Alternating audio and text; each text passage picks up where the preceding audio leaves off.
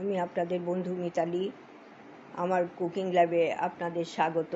একটা নতুন খাবারের সঙ্গে পরিচয় করাবো।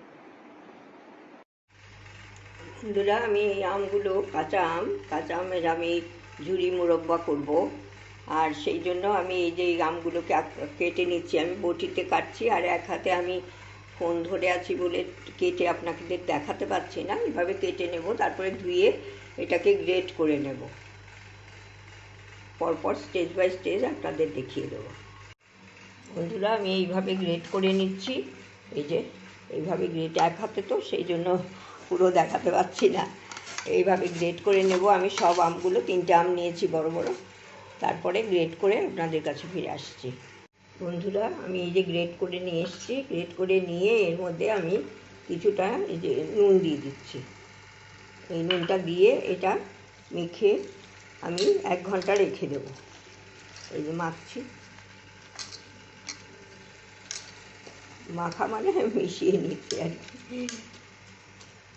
মিশিয়ে আমি ঢাকা দিয়ে 1 ঘন্টা রেখে দেবো। তারপরে এসে আবার আপনাদের দেখিয়ে দিচ্ছি।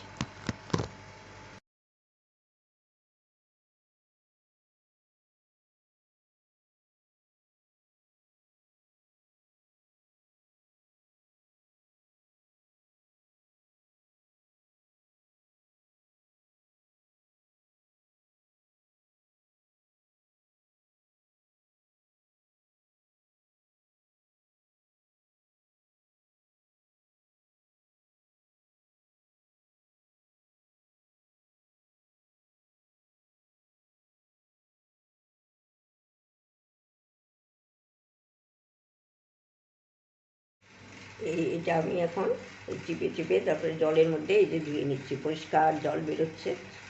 এইবার খুব ভালো করে চিপে একটা প্লেটে ছড়িয়ে রাখবো।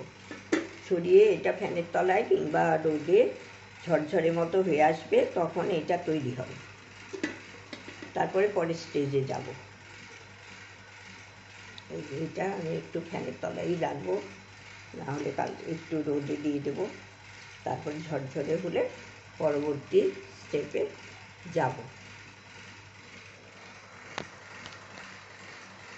বন্ধুরা, আমি এই আমের যে ঝুড়ি সেইটা হাওয়ায় রেখেছিলাম। তারপরে এই 1 বাটি হয়েছে, আর চিনিও 1 বাটি, ওর সমান সমানই চিনি লাগবে। তার মধ্যে 2টো এলাচ, একটু দারচিনি দিয়ে দিয়েছি। এই চিনিটা এবার আমি কড়াইতে দিয়ে দেবো। কড়াই বসিয়ে রেখেছি, এই যে এটা দিয়ে দেবো। দিলাম, আর এর সাথে একটু 1/2 বাটিরও কম একটু জল দিয়ে দেবো। এটা ফুটে উঠলে তারপরে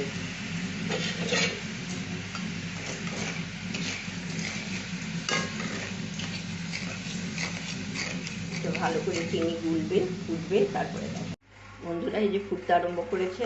এইবার আমি আমটা দিয়ে দেবো। এই আমটা এর মধ্যে দিয়ে দিলাম, দিয়ে এটা মিশিয়ে নিচ্ছি। আর আমটা যতক্ষণ না সিদ্ধ হবে ভালো করে, ততক্ষণ আমি ফুটাবো। এটা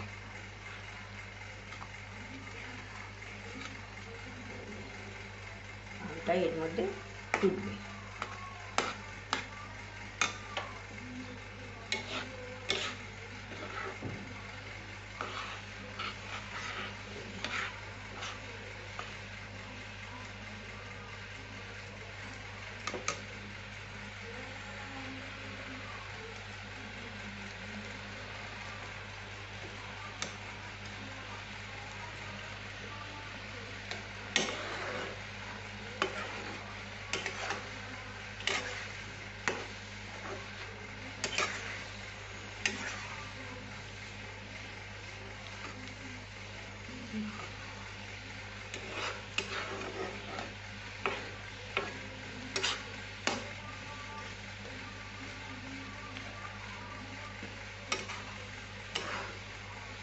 মিডিয়াম আছে, এটা ফুটবে।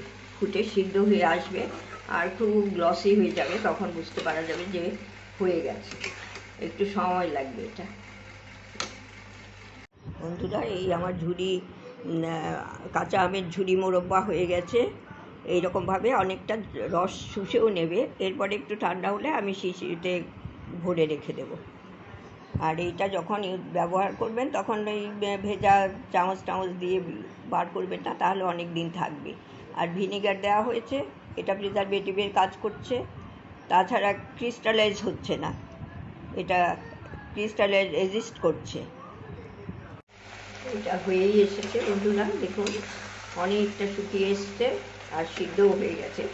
এইবার এই রকম পজিশনে এইখানে আমি অনেক দিন রাখবো তো 2 চামচ এই ভিনিগার দিয়ে দিলাম। এই যে 2 চামচ ভিনিগার দিয়ে এটাকে মিশিয়ে নেব। মিশিয়ে অফ করে রেখে দেব, ঠান্ডা হলে দেখিয়ে দিচ্ছি। এই যে এইরকম অবস্থায় রেখে দেব, অফ করে দিলাম।